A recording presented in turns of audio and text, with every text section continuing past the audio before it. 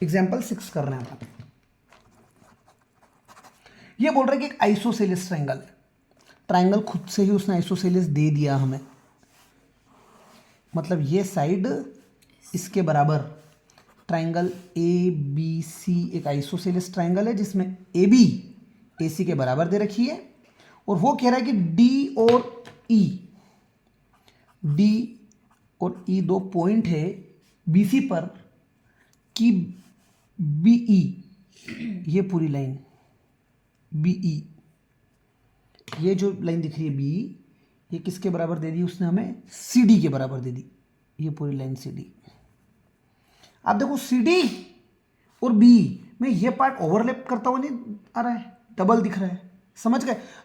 अब देखो इस पूरे में से ये माइनस कर दूं तो बी डी बच जाएगा, और इस पूरे में से ये माइनस कर दूं तो सी बच जाएगा, और दोनों में से क्या माइनस किया, डी, सेम चीज माइनस करी ना।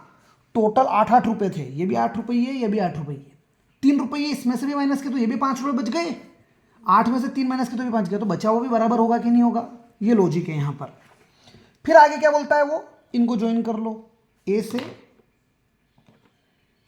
से डी को ज्वाइन कर लीजिए, ठीक है। Show that A D equals to A, green colour की मार्क कर रहा हूं मैं इस पे, मतलब ये अपने को शो करना है कि ये दोनों एक दूसरे के बराबर है, समझ गए। सो गिवन में क्या लिखोगे आप, पहला point, triangle A B C is a isosceles triangle such that A B किसके बराबर होगा, आइसोसेलियस से मतलब ए बी किसके बराबर होगा, ए सी के बराबर होगा। सेकेंड चीज उसने दे दी थी कि बी ई किसके बराबर है, सी डी के बराबर है। मैं बी में से माइनस कर, चलो वहीं कर लेंगे, बी किसके बराबर है, सी डी के बराबर, इतना दे दिया। टू प्रूव में क्या आएगा, आपको प्रूव करना है कि एडी जो है वो किसके बराबर आना चाहिए, ए के बराबर आना चाहिए, समझ में आ रही है बात। तो हम एक तो ये ट्राइंगल कंसीडर करेंगे और दूसरा ये ट्राइंगल कंसीडर करेंगे। कहानी क्लियर है कि नहीं क्लियर है। So consider triangle A B D and triangle A C E, clear है कहानी।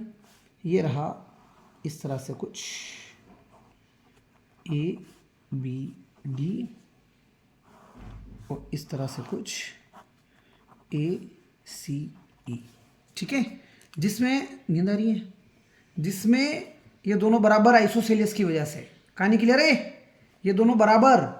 अब एक बात तो रखना कि अगर दो साइड्स बराबर होती है तो उनके अपोजिट एंगल भी बराबर होते हैं आइसोसेलियस में, तो ये एंगल भी इसके बराबर होगा, आइसोसेलियस ट्राइंगल की दो साइड्स बराबर है तो दोनों एंगल भी, तो ये एंगल किसके बराबर, इसके बराबर, समझ में आई बात। और ये साइड के बी डी, मैंने कहा था आपको बी 8 रुपये है, बी में से आप डी माइनस कर दोगे तो क्या बचेगा, बी डी। ऐसे सी डी 8 रुपये है, उसमें से फिर 3 रुपये माइनस किया तो 5 रुपये बच गए। सो सी डी में से डी माइनस करोगे तो सी बच जाएगा, तो ये दोनों भी बराबर निकल जाएंगे अपने कंसेप्ट से। सो ए बी को मैंने किसके बराबर लिख दिया, ए सी के बराबर, क्यों, साइड्स ऑफ आइसोसेलियस ट्राइंगल, समझ में एक बात। इस साइड के बाद मैं एंगल लिखूंगा A B D, angle A B D किसके बराबर, A C E, angle A C E, again angles of isosceles triangle, समझ गए। और तीसरे में मैं लिखूंगा B D equal to C E, ये कैसे लिख दिया, बी ई किसके बराबर था, सी डी के बराबर था, क्यों था, गिवन, बी डी सी ई के बराबर था। मैंने बी डी में से भी माइनस किया डी, इधर भी डी माइनस कर रहे हैं और इधर भी, दोनों इक्वल सब्ट्रैक्ट कर रहे हैं, एक एक्सियोम है, when equals are subtracted from equal the remaining is equal. So ये बी था, इसमें से हमने डी माइनस कर दिया तो क्या बच गया, बी डी बच गया, इसलिए बी डी लिख रहे हैं। और ये सी डी था, इसमें से फिर डी माइनस कर दिया तो क्या बच जाएगा, सी।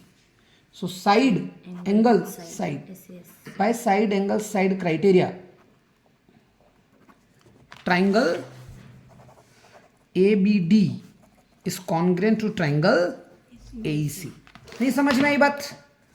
तो बाय सिंप्लिसिटी मतलब by corresponding part of congruent triangle AD किसके बराबर आ जाएगा? AD will be equals to AE, hence proved. Picture समझ में आई कि नहीं आई? Next question. ज़्यादा फास्ट तो नहीं हो रहा है? सिलेबस निपटने से मेरे को तेज चलना पड़ेगा।